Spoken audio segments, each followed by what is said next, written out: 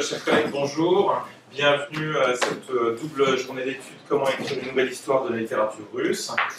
Je prends très rapidement la parole pour présenter mes deux collègues, qui sont les deux organisatrices principales de cet événement, que vous connaissez sans doute déjà, mais enfin, peut-être tous ne savent pas exactement quelles sont leurs spécialités. Donc, Daria Sinichkina, maître de conférence de littérature russe à l'université de Sorbonne Université, spécialiste de la littérature du XXe siècle et notamment de la poésie et du poète Kluyev. Et à sa gauche, Laetitia Descours, maître de conférence de littérature russe également à Sorbonne Université, voilà, ça y est, j'ai dit sans me tromper, spécialiste du XIXe siècle, du romantisme, de la prose romantique et notamment de l'écrivain entre autres à Dostoïevski.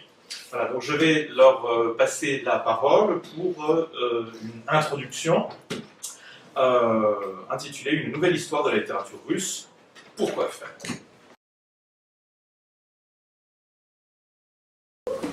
Bonjour à toutes et à tous.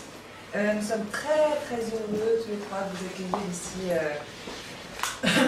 Michel, pour cette journée d'études. Et avant de lancer ce chantier qui nous tient à cœur, nous voulons remercier tous ceux qui nous ont aidés, qui nous ont soutenus pour que cette journée d'études se tienne.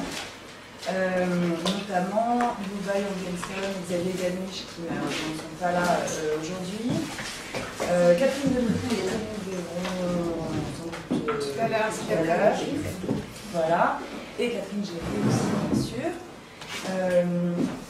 Puisque, merci beaucoup, toutes les interventions qui sont présentées, qui vont être présentées au cours de cette journée d'études, traiteront chacune à leur manière de la question du comment écrire une nouvelle histoire de la littérature russe.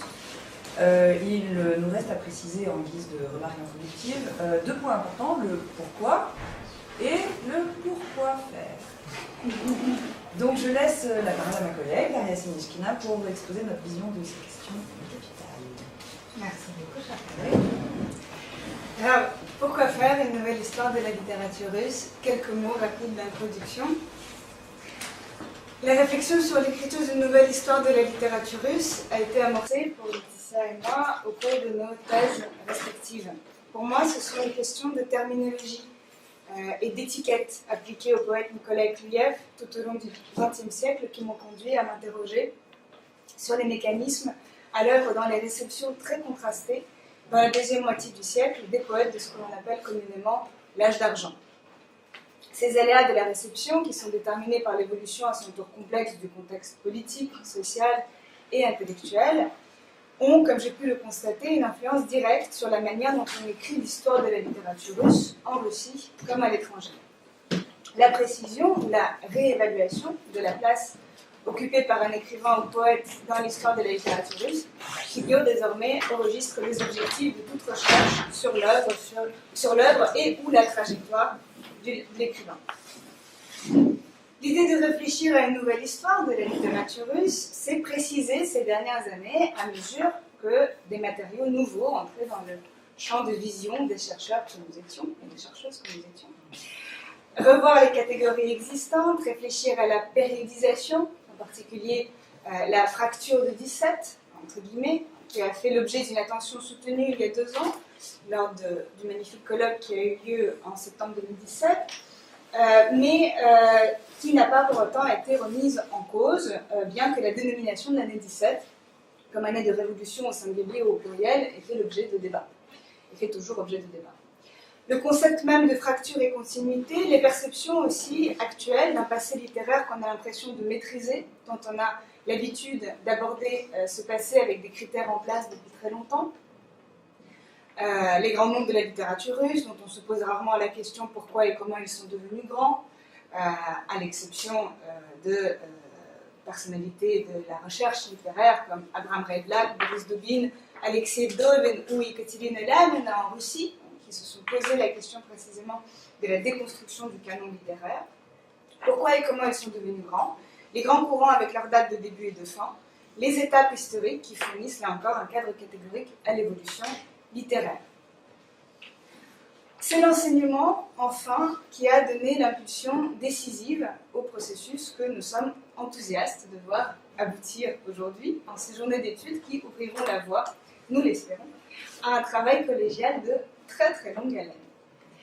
À côté d'un grand nombre d'ouvrages et d'articles qui traitent d'auteurs, de périodes ou de concepts distants de la littérature russe, mais qui sont pour beaucoup réservés aux spécialistes et qui ne traitent pas de tout, c'est pas possible, l'absence d'une histoire de la littérature russe récente pose un problème aussi bien aux enseignants-chercheurs qu'aux étudiants qui débutent ou qui continuent dans leurs explorations de la culture russe. L'histoire de la littérature russe en 6 volumes publiés chez Fayard et achevé d'imprimer en 90 est l'ouvrage de référence encore aujourd'hui pour la France. Si cette pérennité confirme la grande qualité de son contenu, elle met aussi en lumière l'absence, près de 30 ans plus tard, d'une édition qui non seulement reverrait les périodisations, les corpus, les mécanismes, les conceptualisations de l'histoire de la littérature russe, mais qui bénéficierait également de la disponibilité, chaque année croissante et effrayante, de nouveaux documents dont un continent entier a été découvert à la chute de l'URSS et dont l'exploration ne cesse pas du tout encore aujourd'hui. C'est donc à cette tâche immense que nous souhaitons nous destiner, celle d'écrire une nouvelle histoire de la littérature russe. Mais comment faire? Quelle méthode adopter? Comment articuler histoire et littérature, perspective réelle, pour reprendre le terme d'Abraham Redlat, et analyse de l'élaboration du canon littéraire? Comment adopter ces perspectives littéraires pour toutes les époques de la littérature russe? Comment rendre compte des processus complexes à l'œuvre en amont, pendant et après la création d'un texte littéraire? Qu'est-ce qui doit être inclus dans la nouvelle histoire et qu'est-ce qui doit en être exclu?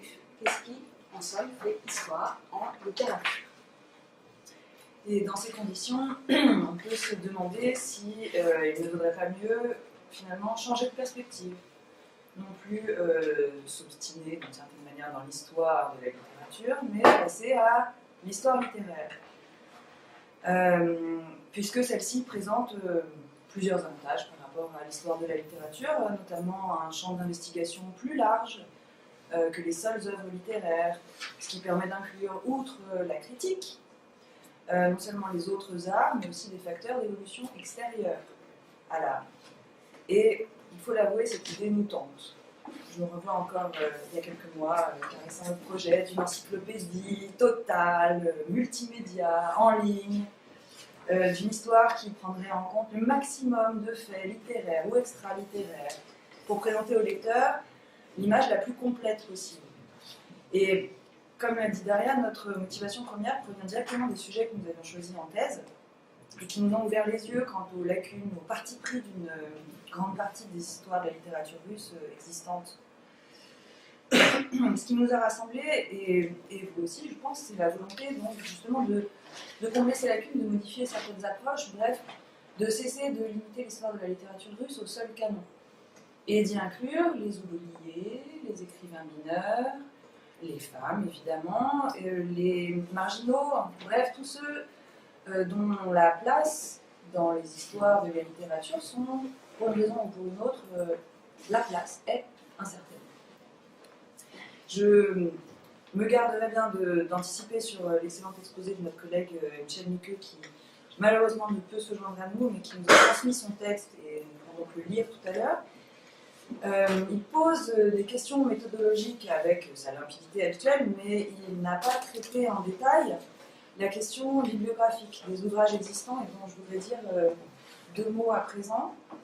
Vraiment 2 mots, je voulais peut-être rafraîchir votre mémoire sur certains ouvrages récents qui adoptent une approche nouvelle dont nous nous sentons proches.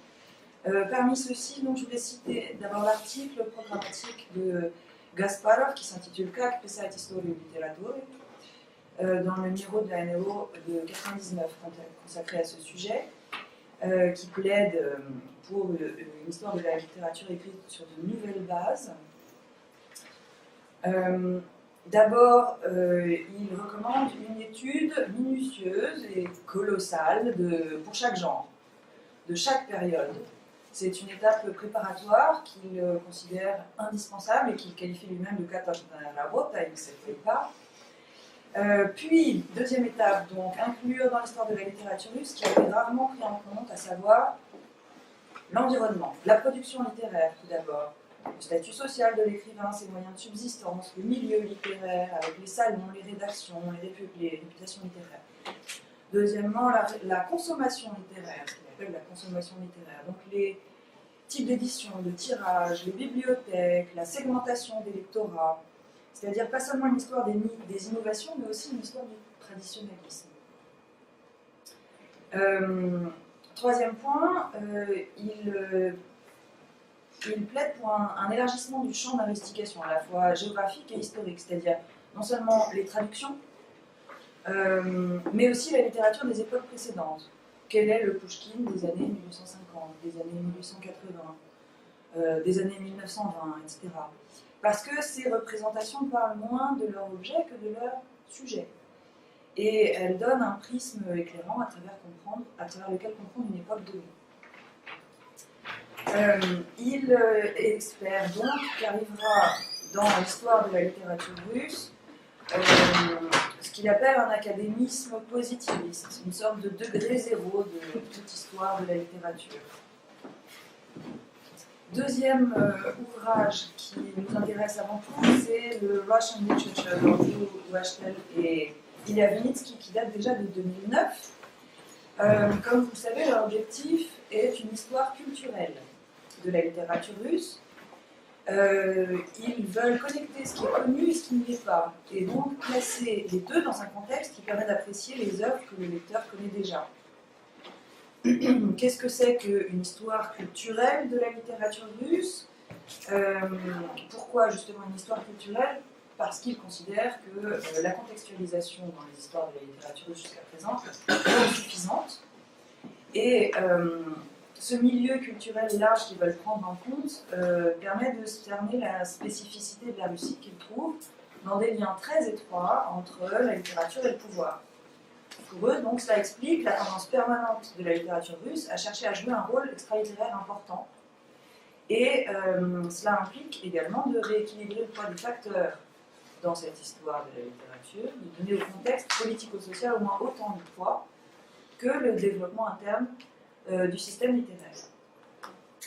Dernier ouvrage qui nous paraît important, A History of Russian Literature, par nos collègues Andrew Kahn, Mark Lipovetsky, Irina Reifman et Stéphanie Sandler, publié aux presses universitaires d'Oxford l'année dernière.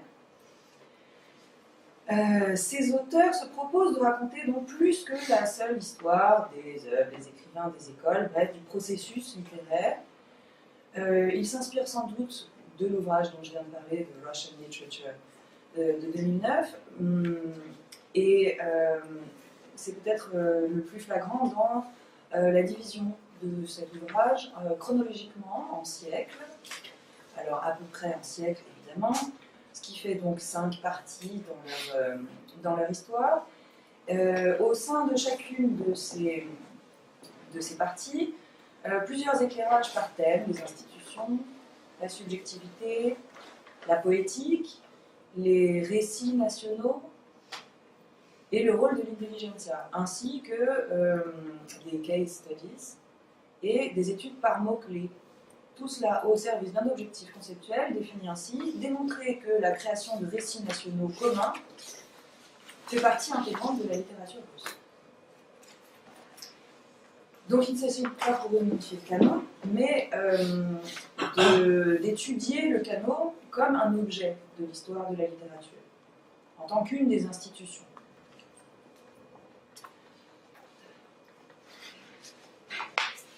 Ainsi, loin de vouloir formuler dès l'introduction des conclusions auxquelles nous sommes impatients de réfléchir avec vous, nous savons seulement que nous avons envie d'écrire une histoire qui propose une conceptualisation fondée sur les dernières avancées de la recherche et les dernières ouvertures d'archives, pour reprendre la formule de Mikhail Gasparov encore dans l'article déjà cité. Конечно, историю литературы пишут проблемщики. Bien sûr, l'histoire de la littérature est écrite par ceux qui posent des questions ou qui cherchent des problèmes. Но написанные ими истории литературы бывают тем долговечнее, чем толще под ними фундамент, заложенный эрудитами. Il faut qu'il y ait une fondation épaisse posées par les érudits pour que ceux qui créent des problèmes, ou qui posent des problèmes, ou qui posent des questions, puissent les poser en toute connaissance de cause. Une histoire, en somme, qui soit utile et qui soit un outil de référence, y compris pour les lecteurs avertis, et bien sûr, d'abord, pour un public qui soit celui des étudiants et de tous ceux intéressés par la littérature russe. Pour ce faire, nous espérons déconstruire avec vous, aujourd'hui et demain, les paradigmes, critères, cadres et canons de la littérature russe et de l'histoire de la littérature russe, afin de définir précisément les contours de ce projet de recherche et d'écriture. Et nous commençons le premier volet, historiographie, qui, comme son nom l'indique, va nous permettre de revenir aux sources du problème et poser les questions qui serviront de ligne directrice à nous deux aujourd'hui. Pour ce faire, je passe la parole à ma collègue Laetitia Decour, qui va lire l'intervention que Michel Niqueux a eu la grande gentillesse de nous envoyer il y a déjà une semaine, parce que malheureusement, il ne peut pas être présent aujourd'hui. Il est à Saint-Pétersbourg pour les 5 jours de cette semaine au Collège universitaire français. Nul n'est besoin de présenter longuement Michel Niqueux, professeur émérite de l'Université de Caen, spécialiste de l'histoire de la littérature russe, d'anthropologie culturelle et d'histoire des idées. Il a publié, comme on sait, une très grande quantité d'ouvrages de traduction, d'articles et d'essais, et son dernier ouvrage en date, sans doute l'un des plus importants, en 2016, est une anthologie de la pensée russe intitulée « L'Occident vu de Russie », anthologie de la pensée russe de Karamzin à Poutine, publiée à l'Institut d'études slaves. Je laisse la place à Michel Niqueux, dit par Laetitia Decour, pour l'histoire de la littérature en question, pour un retour aux sources.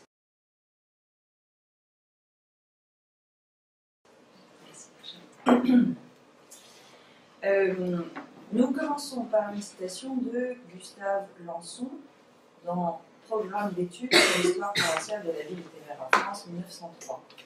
On pourrait écrire, à côté de cette histoire de la littérature française, c'est-à-dire de la production littéraire, dont nous avons assez d'exemples, une histoire littéraire de la France qui nous manque et qui est presque impossible à tenter aujourd'hui. J'entends par là le tableau de la vie littéraire dans la nation, l'histoire de la culture et de l'activité de la poule obscure qui disait, aussi bien que des individus illustres qui écrivaient. Comment écrire une nouvelle histoire de la littérature russe? Cette question entraîne toute une série de questions, dont plusieurs sont bien posées dans l'argumentaire du colloque. Et ces questions sont si nombreuses et si importantes que c'est à elles que je me limiterai, les quelques propositions que je pourrais faire n'étant elles-mêmes qu'hypothétiques. Chaque mot de l'intitulé est à commenter. Pourquoi faut-il écrire une nouvelle histoire? La réponse est claire, parce que les histoires existantes ne nous satisfont pas. Mais pourquoi ne nous satisfont-elles pas? En bloc, à cause de leurs principes directeurs même, ou pour certaines raisons particulières. Principalement, sans doute, parce que la plupart sont une suite de monographies, et que cela ne constitue pas une histoire, c'est-à-dire un processus avec ses origines, les influences reçues de l'intérieur et de l'extérieur, ses continuités, ses ruptures, ses répercussions, etc. Il y a là un énorme travail d'évaluation à faire, et pas seulement des histoires de la littérature russe écrite ou traduite en français, mais aussi, bien sûr, des histoires de la littérature russe et soviétique, et de celles parues dans d'autres langues, notamment en anglais, allemand et italien. Et il convient de ne pas se contenter des histoires de la littérature russe, mais aussi de voir comment les historiens de la littérature française, allemande, anglaise, fussent-ils français comme Taine avec sa grande histoire de la littérature anglaise, comment ils ont procédé. Il y a des enseignements à retenir chez tous. Et pour qui veut-on écrire? Le grand public? Les étudiants? Les spécialistes? La question du destinataire est essentielle et détermine la méthode et le contenu. Et dans quel format? Un que sais-je, avec ses choix drastiques, ou une série de gros volumes? Mais le que sais-je d'Alain Pléchac sur la littérature soviétique est dense et replace bien la littérature soviétique dans le contexte politique de chaque période. Une histoire de la littérature. Qu'est-ce qu'une histoire? On sait combien les historiens sont divisés sur la manière d'écrire l'histoire du passé, combien il existe de manières de l'écrire, de points de vue différents. de biais innombrables. Une histoire de la littérature n'est pas plus simple. De quoi veut-on écrire l'histoire? Du canon littéraire, les œuvres bénéficiant d'une longue vie auprès de nombreux lecteurs et de la critique, ou de ce qui fut et qui est différent de ce que la postérité a retenu? Les registres des emprunts dans les bibliothèques municipales, par exemple, utilisés, sauf erreur, je n'ai pas eu le temps de vérifier, par Jeffrey Brooks pour le début du XXe siècle, frappent par le peu de succès, au profit d'une littérature de masse, de ceux qui sont devenus des classiques. C'est là le problème de la base documentaire. On se trouve devant une masse de documents pratiquement impossibles à dominer. Franco Moretti écrit que les meilleurs spécialistes du roman anglais du XIXe siècle, par exemple, travaillent en réalité sur à peine moins de 1% des romans publiés. Il suffit de parcourir les catalogues d'éditeurs, souvent joints à la fin des livres, ou les nouvelles parutions annoncées dans les chroniques bibliographiques des revues, pour voir combien est immense le fossé qui sépare ce que nous connaissons plus ou moins, ne serait-ce que de nom, et la réalité éditoriale d'une époque donnée. Pour le début du XXe siècle, les catalogues des éditions Sitting, Pagenkopf, Passeline et les hautes éditions de masse sont indispensables. Même l'étude d'une seule année, comme a fait Catherine Géry avec le colloque sur l'année 1817, exigerait un travail collectif de dépouillement des bibliographies annuelles et des revues, y compris ecclésiastiques pour la critique littéraire, et de lecture, selon un protocole méthodologique commun à tous les participants. Il faut exploiter la masse de renseignements contenus dans le dictionnaire biographique Ruski Pisatire, arrêté malheureusement en octobre 5. Parcours biographique, publication, réception de centaines d'écrivains, dont un grand nombre de femmes, pour la plupart maintenant oubliés, mais qui furent connus de leur temps, et qui pourraient nourrir des travaux à la Moretti. Cartographie géolittéraire, statistique, évolution des genres romanesques, analyse des titres des romans, typologie des sujets, etc. La littérature dite de masse, qui apparaît en Russie avec Bulgarie, ne doit pas être négligée. Il est aussi nécessaire d'avoir une connaissance de tous les travaux, souvent à tirage confidentiel, publiés en Russie et en URSS sur des aspects particuliers de la littérature. Pour les grands auteurs, il est nécessaire d'avoir recours aux œuvres complètes et à leurs commentaires parus depuis la perestroïka. Karamzin, Pushkin, Joukovski, Gogol, 23 volumes, Goncharov, Tchouktchev, Dostoïevski, 35 volumes, Leskov, Pisarev, Tolstoï, 100 volumes, Bloch, Gorky, Есенин et tant d'autres. Mais ces œuvres complètes sont souvent absentes de la plupart des bibliothèques françaises. Il faut aussi distinguer comme l'ensemble histoire de la littérature, qui touche à la critique littéraire en rappelant les lectures qui ont été faites des grandes œuvres de leur temps et plus tard, et qui peut en proposer de nouvelles, et histoire littéraire, comme il y a une histoire politique, économique, etc. Avec ses courants, ses cercles, ses polémiques, qui confinent à la sociologie de la production et de la réception de la littérature. Une histoire littéraire se doit aussi de prendre en compte les traductions d'œuvres étrangères en russe, avec leur réception par la critique et leur influence sur la création russe. Il suffit de penser à l'œuvre de George Sand, très bien étudiée par Olga Kafanova, ou à celle de Balzac. Pour Lucien Febvre, cité par Genette, une histoire historique de la littérature, cela veut dire, ou voudrait dire, l'histoire d'une littérature à une époque donnée, dans ses rapports avec la vie sociale de cette époque. Il faudrait pour l'écrire reconstituer le milieu, se demander qui écrivait et pour qui lisait et pourquoi. Il faudrait savoir quelle formation avaient reçu au collège ou ailleurs les écrivains et quelle formation pareillement leurs lecteurs. Il faudrait savoir quel succès obtenait et ceci et cela. Quelle était l'étendue de ce succès et sa profondeur? Il faudrait mettre en liaison les changements d'habitude, de goût, d'écriture et de préoccupation des écrivains avec les vicissitudes de la politique, avec les transformations de la mentalité religieuse, avec les évolutions de la vie sociale, avec les changements de la mode artistique et du goût. De nos jours, une historienne de la littérature, en l'occurrence Sophie Dubois, ne dit pas autre chose en appelant à considérer l'histoire littéraire en lien avec les histoires politiques, religieuses et intellectuelles, ainsi qu'avec celles de l'édition, de l'enseignement, de la presse, ou de toute institution susceptible d'influencer le développement de la littérature. À quand une histoire de la Russie littéraire, avec ses écrivains, grands ou petits, mais aussi ses revues et journaux littéraires, ses maisons d'édition, ses modes de production, de diffusion, de contrôle de la littérature.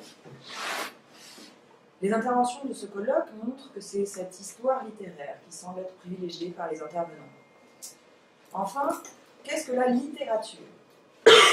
Est-ce seulement les textes de fiction, avec la critique qui s'y rapporte, en distinguant fiction littéraire et fiction de divertissement, apparue avec le temps et qui relève plus sans doute d'une sociologie de la littérature? Ou bien également les mémoires, les lettres, écrites pour être lues dans les salons au XIXe siècle, les essais, les récits de voyage, qui, avec les voyages dans le Midi, de la Russie et en Europe, ont contribué à la formation du romantisme russe. Les genres étant peu délimités au XIXe siècle, les penseurs, les historiens, les publicistes ne peuvent être laissés de côté. Les slavophiles et les occidentalistes, bien sûr, bien qu'auteurs de peu de textes de fiction, font partie intégrante de l'histoire littéraire. Pour la littérature soviétique, le recours aux premières éditions est indispensable, tant les œuvres, les classiques soviétiques ont été réécrites par les rédacteurs ou les écrivains eux-mêmes. Devant toutes ces questions, que faire? Seul est possible, me semble-t-il, une histoire, non de la littérature russe dans son ensemble, mais de périodes, de genres, de motifs particuliers, de styles, comme le style de la livre, étudiés dans leur naissance, leur développement, leur transformation. L'étude des formes, dans le prolongement des formalistes, est sans doute l'une des voies qui permettrait de dresser un tableau de la littérature russe qui ne se limite pas à des monographies de quelques grands noms. C'est à cela qu'invitait Genette. Je cite, Poétique et l'histoire, dans Figure 3.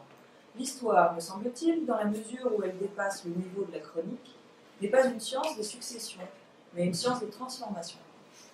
Elle ne peut avoir pour objet que des réalités répondant à une double exigence de permanence et de variation. L'œuvre elle-même ne répond pas à cette double exigence. Et c'est pourquoi, sans doute, elle doit, en tant que telle, rester l'objet de la critique. Et la critique, fondamentalement, n'est pas, ne peut pas être historique, parce qu'elle consiste toujours en un rapport direct d'interprétation, je dirais plus volontiers d'imposition du sens, entre le critique et l'œuvre. Il me semble donc qu'en littérature, l'objet historique, c'est-à-dire à la fois durable et variable, ce n'est pas l'œuvre. Ce sont ces éléments transcendants aux œuvres et constitutifs du jeu littéraire, que l'on appellera, pour aller vite, les formes. Par exemple, les codes littéraires, les techniques narratives, les structures poétiques. Le malheur, ici encore, c'est que cette histoire, pour l'essentiel, reste à écrire.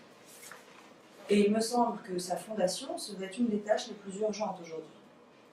Il est surprenant qu'il n'existe pas, du moins dans le domaine français, quelque chose comme une histoire de la rime, ou de la métaphore, ou de la description. Et je choisis à dessein des objets littéraires tout à fait triviaux et traditionnels.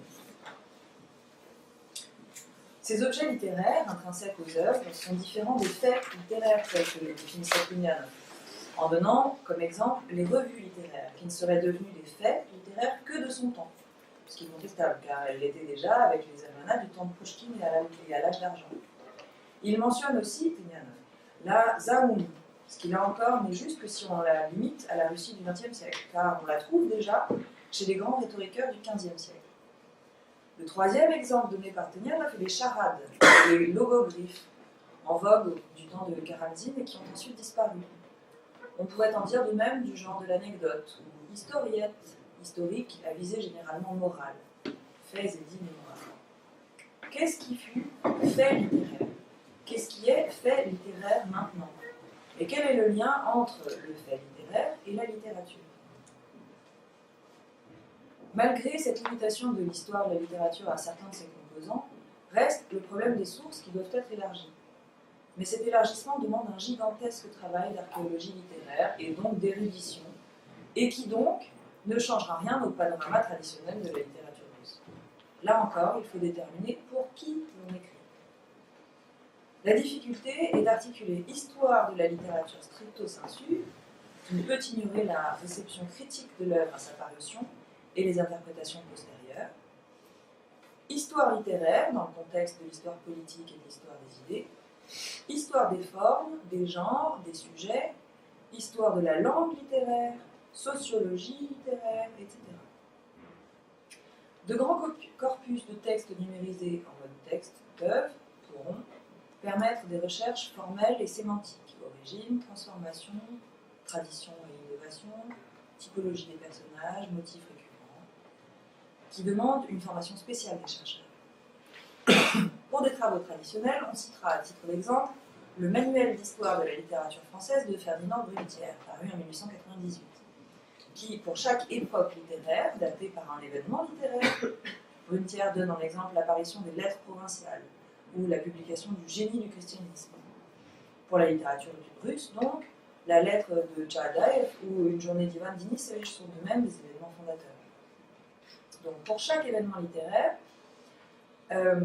pour chaque époque littéraire, le manuel de Ferdinand Brunetière donne d'abord un discours, un panorama de l'époque, avec le contexte et les influences, en particulier celles des œuvres sur les œuvres, suivi de notices bio-bibliographiques sur les principaux écrivains.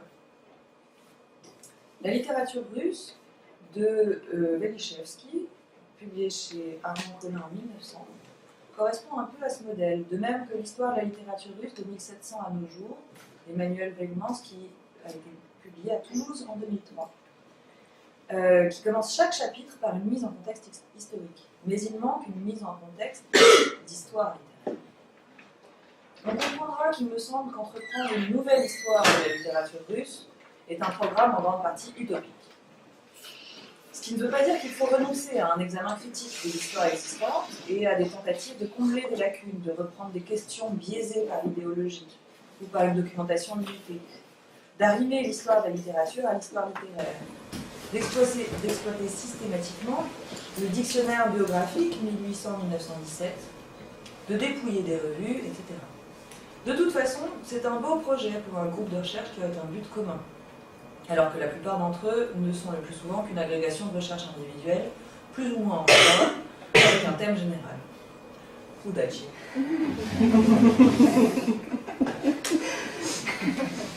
Merci beaucoup, Laetitia. Tu peux applaudir, merci.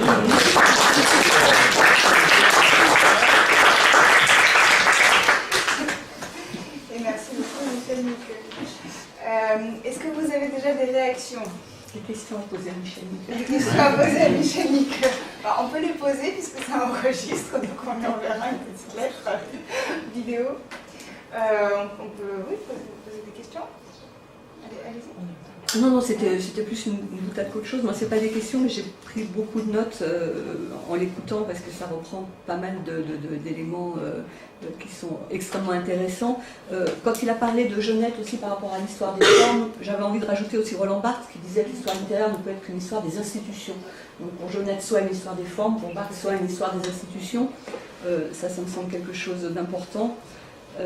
Et puis, sur la question, qu'est-ce qui fait histoire, qu'est-ce qui fait événement et qu'est-ce qui fait date en littérature, et comment réécrire des histoires littéraires à partir de ces trois questions qui sont posées aussi par Michel. Alors, plutôt que Wegmans, moi je trouve que son manuel est beaucoup trop tributaire, justement, d'une histoire qui n'est pas une histoire littéraire, mais une histoire événementielle. Eh bien, je pense à Denis Ollier. Je ne sais pas si vous connaissez la magistrale histoire de la littérature française de Denis Ollier, qui est quelque chose de si original et si extraordinaire qu'elle est au pilon aujourd'hui. Et Denis Ollier, en fait, il a présenté son histoire de la littérature, qui est une histoire collective, par étiquette, justement, en prenant, un peu à la suite de Brunetière, finalement, d'une certaine façon, mais bien évidemment de façon beaucoup plus contemporaine, en prenant, voilà, un événement, une date, un texte singulier, et parfois des choses tout à fait inattendues, et ça se lit, c'est entre l'histoire de la littérature et le dictionnaire, et je trouve que c'est quelque chose qui est vraiment très bien fait, et dont on pourrait peut-être s'inspirer. Mais alors maintenant, ça existe sur Internet à 150 € le volume, parce que c'est devenu rarissime, la plupart des exemplaires, hélas, ont été détruits. Nous, on a voulu le rééditer aux presses de l'INALCO, et puis ça n'a pas été possible pour des questions de droit. Mais je pense que, voilà, ça c'est peut-être quelque chose qu'on pourrait regarder de près, par rapport à ce qu'a dit Michel, justement, sur qu'est-ce qui fait histoire, en fait, qu'est-ce qui fait événement, qu'est-ce qui fait date en littérature. Parce que l'approche en fait, que Michel Nicole décrit, c'est celle de Brunetière, et ce que tu viens de dire, c'est aussi en fait un peu ce que fait Vartel, ce que font Vartel et Vinitsky dans le Cultural History, parce qu'ils prennent introduction générale, un auteur, un texte. Voilà. Et donc, alors forcément c'est réducteur parce qu'on a envie de poser des questions, mais pourquoi celui-ci et pas plutôt qu'un autre? Mais ça a l'avantage du coup de déconstruire la forme du récit, la mise en récit, qui est l'une des problématiques les plus plus complexes, hein, parce que quand on dit histoire, on dit forcément écriture, écriture d'un récit, écriture d'une narration, avec un début, avec une fin, avec des héros, avec des anti-héros éventuels, et avec cette téléologie dont on peut rarement sortir. Alors qu'une vision plus peut-être impressionniste, comme un dictionnaire ou une encyclopédie, est effectivement plus à propos, avec en plus l'immensité des matériaux dont on dispose. Voilà. Et si je puis me permettre, mais je ne voudrais pas non plus trop monopoliser la parole, quand même à la fin des années 80 et pendant toutes les années 90, les histoires littéraires, elles ont subi une vraie crise. Il y a eu des réécritures, ça a entraîné des tas de réécritures, mais pas pour la littérature russe. Pourquoi ça n'a pas vraiment entraîné, à part voilà, cet exemple que tu viens de donner, mais qui est finalement assez rare pour être justement à chaque fois cité. Pourquoi est-ce que l'histoire de la littérature russe, et entre autres celles qui sont écrites en Russie, finalement n'ont pas été touchées aussi par ces mouvements de réécriture historiographique? Alors moi j'ai plein de réponses à ça, mais je les laisse peut-être pour aussi pour nous exposer. Il y a quand même eu Fayard, puisque si je peux simplement réagir, ça s'est pas terminé en 90 Fayard, hein, ça s'est terminé, je crois que le dernier, celui sur Pouchkine, il sort en 96, il y en a en 99. Ça va jusqu'à 2006 pratiquement, je crois. Voilà, ça va quand même assez tard, d'autant que Georges prépare un volume conclusif, donc je crois que c'est censé quand même continuer. Et simplement pour rebondir sur ce que vous disiez, c'est vrai qu'il n'y a peut-être pas eu de réécriture, mais il y a eu quand même un phénomène qui s'est produit de lui-même, c'est-à-dire la possibilité enfin de réunir dans un même ouvrage des travaux qui venaient d'une tradition soviétique, qui enfin sortait des limites de l'URSS, et puis des travaux de chercheurs occidentaux. C'est-à-dire que quand on lit Fayard, on voit bien qu'il y a des chercheurs français, des chercheurs américains, et puis il y a des travaux soviétiques soit récents, soit malheureusement parfois plus anciens, mais finalement ce dialogue quand même, qui peut faire office de réécriture, ou qui peut être vu comme une réécriture, il se fait dans la lecture que nous on en fait. Tout à fait. C'est pour ça que j'ai bien dit que c'est surtout en Russie, dans les histoires de la littérature, telles qu'elles s'écrivent en Russie, on n'a pas justement ce genre de réécriture. Il y a... J'ai des vues très... mais je suis tout à fait d'accord pour Fayard. Même si dans Fayard, il y a encore des choses à créer. Ah oui, je suis bien d'accord. Et on va tous le faire, je pense. J'avais deux petites... Moi j'ai une question très naïve, mais je sens que ça va revenir. Est-ce que vous pourriez expliquer en deux mots la différence dans le contexte français entre l'histoire de la littérature et l'histoire littéraire? Vous l'avez évoqué dans l'introduction, Michel Licker en parle, etc. Est-ce que c'est une question de exogène, hétérogène?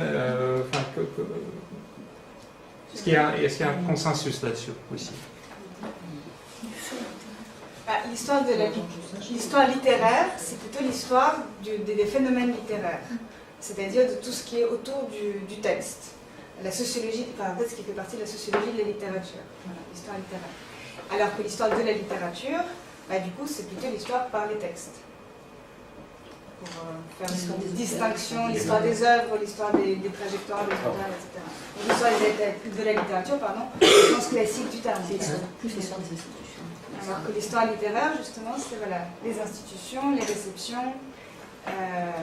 Et pour le coup, vous avez décidé de... On n'a rien décidé. De mettre...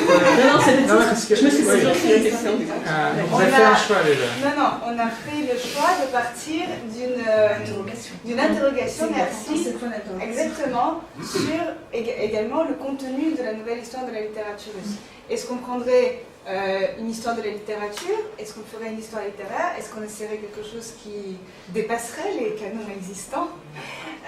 Plutôt, justement, et voilà. Mais évidemment, on commence par s'interroger sur ce que c'est. Qu'est-ce que c'est en fait l'histoire de la littérature?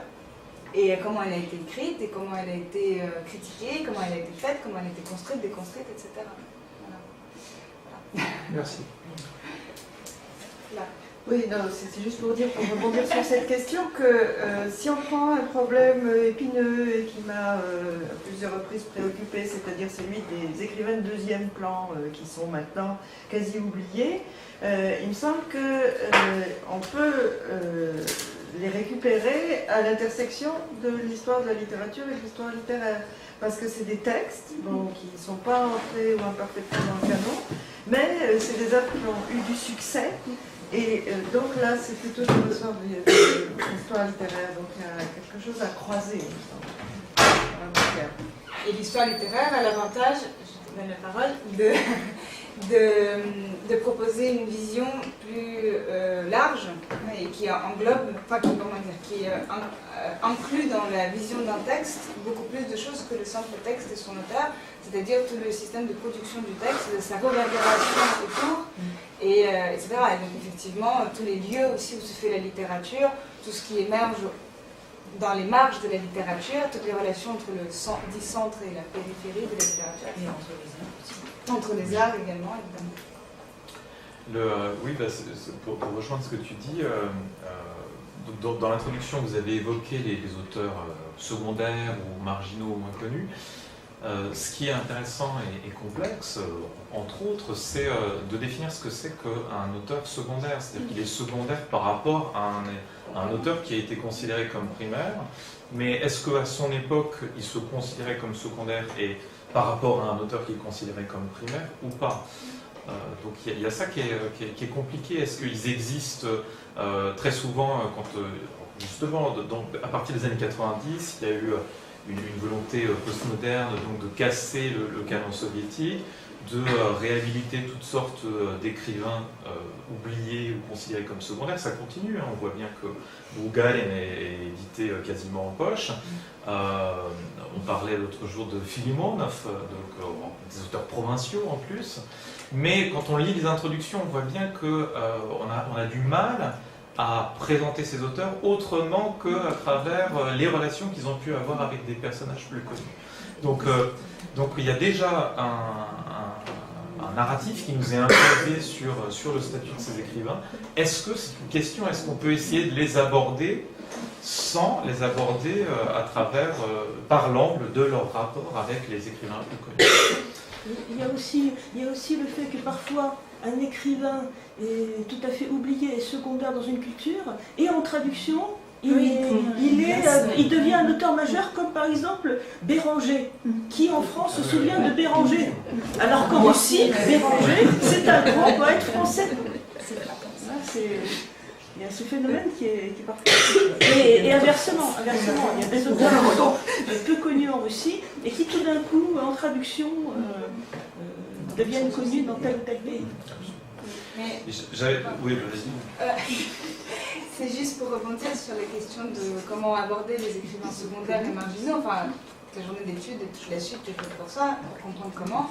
Mais c'est pour ça qu'on avait commencé par réfléchir à faire une histoire littéraire, enfin en tout cas une histoire de la littérature qui prenne le parti d'inclure la perspective de l'histoire littéraire, parce que comme ça on pourrait voir dans une perspective réelle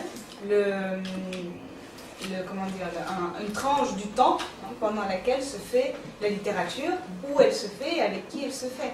Et à ce moment-là, il n'y a pas besoin d'une perspective hiérarchisante et de notre point de vue d'aujourd'hui, de parler de ces auteurs dans leur relation avec Pouchkine, avec Tolstoï ou les grands, etc. Donc de prendre une perspective en fait chronologique finalement, mais qui adopte un point de vue proche. Ouais, on peut aussi faire comme faisait Nicolas, et adapter la perspective du lecteur, c'est-à-dire c'est ce à quoi... Qu'est-ce qu'ils cherchent? Oui, c'est ça, c'est que cherchent les lecteurs, quels sont les goûts de l'époque, C'est Gauss, c'est...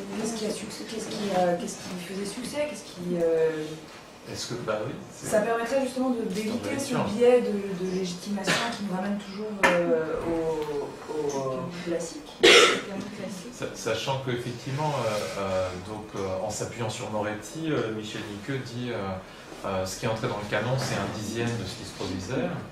Et par rapport à tout ce qui se produisait, il y a 1/10 qui n'est pas forcément le canon d'aujourd'hui qui est élu, donc peut-être plus qu'1/10, mais effectivement, est-ce que la littérature c'est l'histoire de la consommation littéraire? La consommation littéraire c'est l'histoire de la lecture. J'avais une autre petite remarque à propos de l'introduction de Michel Nicqueux. On voit bien finalement à quel point on ne travaille pas forcément tous avec les mêmes, peut-être avec les mêmes définitions, mais pas avec les mêmes cadres méthodologiques. C'est-à-dire qu'il parle de la littérature de masse, très bien. Qu'est-ce que c'est que la littérature de masse? Ça s'interroge. Et il dit la littérature de masse qui apparaît avec Bulgarien. pour un 18e, la littérature de masse, elle apparaît pas avec Bulgarian. Il y a du roman, le Bochen Roman, il y en a dès le 18e siècle. Il y a donc Van Kakaïn qui a été étudié par Katarina Ra. Il y a toutes sortes il y a une littérature de masse bien avant ça. Donc, voilà. Malheureusement, toutes les catégories peuvent être interrogées et on voit bien à quel point les uns et les autres, on a du mal quand même à se libérer de catégories qui sont issues de cette narration dominante qui, comme Daria le disait très joliment, je trouve, nous donne l'impression de maîtriser le passé, de connaître le passé. Voilà. Non, on a le temps. Moi, j'aimerais plus que... Bon, il y a une proposition quand même assez forte de Michel Nicot, donc ça ouvre l'appétit pour la discussion. Et est-ce qu'on pourrait essayer d'aborder deux fantasmes importants? Un fantasme d'exhaustivité, donc on peut... voilà, il faut tout faire, tout lire, tout voir, qu'il y a 30%, etc. Et peut-être pour se dire tout de suite que c'est hors de propos, que c'est un fantasme. En fait. C'est même pas une utopie. Si tout le monde s'y met. On va bientôt être 9 milliards. 6 milliards, oui. C'est la population de la Terre, effectivement, mais ça ne va pas se produire bientôt. En tout cas, pas avant l'arrivée du communisme. On parle que de la littérature. Oui, bien sûr. Mais la population va se multiplier en progression géométrique, donc il y aura la littérature mondiale, etc. Deuxième fantasme, c'est le fantasme de la pertinence statistique. Donc de la statistique, de la démarche par la big data, etc. Quand mon collègue 18e dit oui, il y avait la littérature des masses au XVIIIe siècle, je me pose la question sur les masses au XVIIIe siècle. Absolument, je suis d'accord. C'était quoi les masses au XVIIIe siècle? Il n'y avait pas. Est-ce que c'est le nombre ou la qualité, le statut sociologique du lecteur? Le statut légitime ou pas légitime. Absolument. Est-ce que c'était des lecteurs ou est-ce que c'était des auditeurs? Ça aussi. Est-ce que c'est littérature de masse ou littérature populaire? Voilà, c'est littérature orale. Tout à fait d'accord. Donc, je ne sais pas si, parce que peut-être que si on règle ou on constate un désaccord sur certaines choses, en tout cas de cet ordre de généralité, ça va permettre d'avancer ensuite assez rapidement. Je ne sais pas ce que vous en pensez. Par exemple, l'exhaustivité qui est bien présente chez Gasparov, que vous avez cité, et qui a été donc réactualisée par Michel Nicot. La lecture du dictionnaire Русский писатель, il travaille avec, qui d'ailleurs qui a été déjà entamé par Abraham Redblatt, qui s'appuie sur ce corpus, en fait, enfin, sur cet objet, sur cet outil de recherche. Est un peu, c'est une proposition un peu ironique, parce que vous avez dit tout à l'heure que le dictionnaire s'est arrêté sur S. Déjà, on n'a pas pu finir le dictionnaire. Alors, oui, est-ce qu'il ne faudrait pas commencer par finir ce dictionnaire? Ou pas, ou justement, ou se dire non, c'est pas la démarche qui nous intéresse. Le problème, c'est que si on se dit c'est pas la démarche qui nous intéresse, bah, du coup on va passer à côté de tout ce dont on ne peut pas passer à côté. Et en particulier, il y a des périodes, enfin toutes les périodes sont importantes à étudier, mais il y en a. Toutes les périodes sont importantes à étudier, voilà, stop. Et pour toutes les périodes, il y a encore énormément de choses à découvrir. Moi, je pense en particulier à la période soviétique, au XXe siècle. Catherine de Préto va nous en parler demain, de la difficulté d'écrire l'histoire de la littérature au XXe siècle. Et si alors, qu'on vise l'exhaustivité ou qu'on se dise qu'on va aller voir au maximum ce qui a été fait au-delà de ce que l'on connaît, au-delà de ce qui a déjà été abordé, c'est très important parce que sans ça, on va juste répéter les schémas existants. Voilà. Oui, on est bien d'accord, mais à partir du moment où on écrit une histoire, on fait des choix.